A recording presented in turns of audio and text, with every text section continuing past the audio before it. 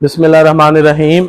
आज हम numerical number 5 करने जा रहे हैं। न्यूमेरिकल नंबर 5 कहता है जी, एक बहरी जहाज साउंड की वेव को सीधा समंदर की तह तक भेजता है और उसको 1.5 सेकंड के बाद इसकी गूंज मसूल होती है।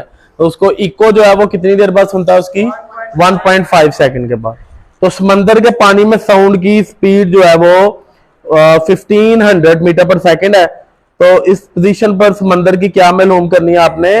गहराई मालूम करनी है एक्चुअली। अच्छा, इस बात पे देखें जरा कि ये समझ लें कि ये समंदर की तह है ना, तो ऊपर से जहाज ने ऐसे वो इको भेजी है, तो वो टकरा कर ऐसे वापस चली गई है। कितनी देर में? 1.5 सेकंड। तो ये उसका टाइम पीरियड था। टाइम पीरियड कितना था उसका? 1.5 सेकंड। चले हम ये जो डाटा इसका सबसे पहले लिखते हैं। क्वेश्चन नंबर 5 है हमारा, न्यूमेरिकल नंबर 5। तो टाइम पीरियड उन्होंने बता दिया 1.5 सेकंड। मगर बच्चे हमें तो सिर्फ उसका फासला चाहिए ना। क्या चाहिए? फासला। मतलब उसने जो वेव भेजी है, हमें सिर्फ उसका नीचे पहुंचने तक का टाइम चाहिए, ना कि वापस जाने का भी टाइम चाहिए। समझ आ रही है ना बात की? तो हम सिर्फ उसके आने तक का टाइम लेंगे। इसका मतलब जितना टाइम उसने आने में लगाया था उतना ही उसने टाइम, ऐसे ही है ना। तो हमें टाइम चाहिए तो हम क्या करते हैं? 1.5 को 2 से क्या कर देते हैं? डिवाइड कर देते हैं। तो आपके पास क्या आ जाता है? कैलकुलेटर निकाल लेना आप लोग भी। 0.7 देखिए 0.75 आता है। देखें कैलकुलेटर सब बच्चे निकाल लेना। 1.5 डिवाइडेड बाय 2 जी।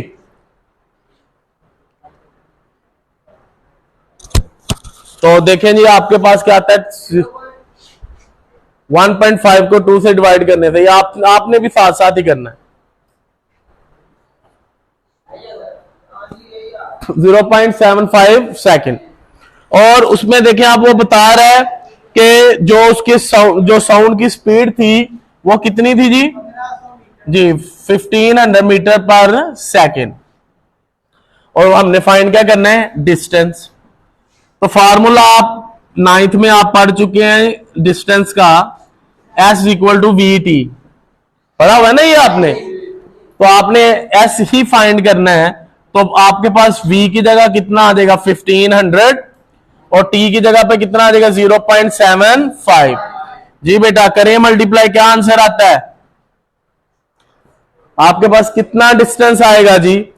आप जी जी 1125 जी, 1125 मीटर इतना डिस्टेंस है जी।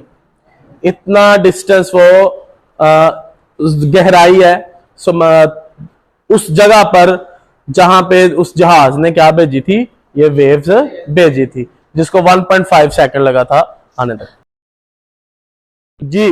तो अब हम करने जा रहे हैं न्यूमेरिकल नंबर 6। कहता है एक तालिब इल्म है, एक पहाड़ी के करीब ताली बजाता है और 5 सेकंड के बाद इसकी गूंज सुनता है। एक पहाड़ी के पास खड़े होकर वो ताली बजाता है और 5 सेकंड के बाद उसकी क्या सुनता है? इको, गूंज सुनता है।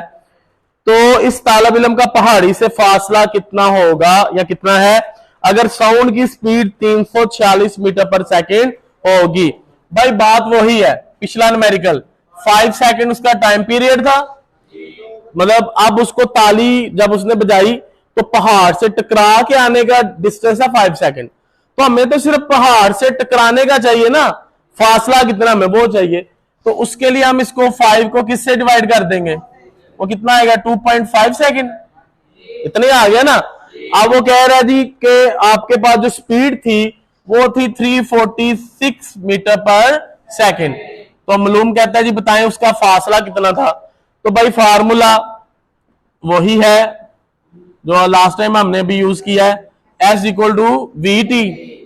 तो एस वी कितना है आपके पास? 346 और इसको 2.5 से मल्टीप्लाई करें जी, बताएं कितना डिस्टेंस आता है? 865 मीटर। भाई इतनी दूर खड़ा था वो बच्चा, इतनी दूर खड़ा था वो बच्चा। जब उसने ताली बजाई तो 5 सेकंड के बाद उसको क्या सुनाई दी? उसकी गूंज या इको सुनाई दी गई। समझ आ गया जिसकी भी। न्यूमेरिकल नंबर 7 कहता है जी एक बहरी जहाज से भेजी गई अल्ट्रासाउंड समंदर की तह के टकराने के बाद वापस आती है और इन्हें 3.42 सेकंड के बाद वसूल किया जाता है। तो टाइम पीरियड कितना है जी, वो बता रहा 3.42 सेकंड। तो टाइम कितना लगेगा वो अब आप जान चुके हैं। 2 से क्या कर देंगे, डिवाइड कर देंगे। तो क्या इसको 2 से डिवाइड करें, क्या आंसर आता है 1.71 सेकंड। तो कहता है जी वो कितनी स्पीड से वो नीचे गई थी अल्ट्रासाउंड, 1531 जी, इतनी स्पीड से वो समंदर की तह पे गई थी। और कह रहा वो समंदर की तह का जो फासला है वो आप डिस्टेंस आपने जो बताना है कि उसका डिस्टेंस कितना है जी। अगर समंदर के या अल्ट्रासाउंड की स्पीड समंदर की तह से बहरी जहाज का फासला क्या होगा जी। तो फार्मूला क्या है जी, S इक्वल टू VT। तो V कितना है आपके पास 1531 और T आपके पास टाइम कितना है 1.71 जी। क्या आंसर आएगा 2618 मीटर। ये तीनों सिमिलर है, आपने जो अभी 5वां 6वां और 7वां बिल्कुल एक जैसे है। तो होपफुली आपको इसकी भी समझ आ गई होगी।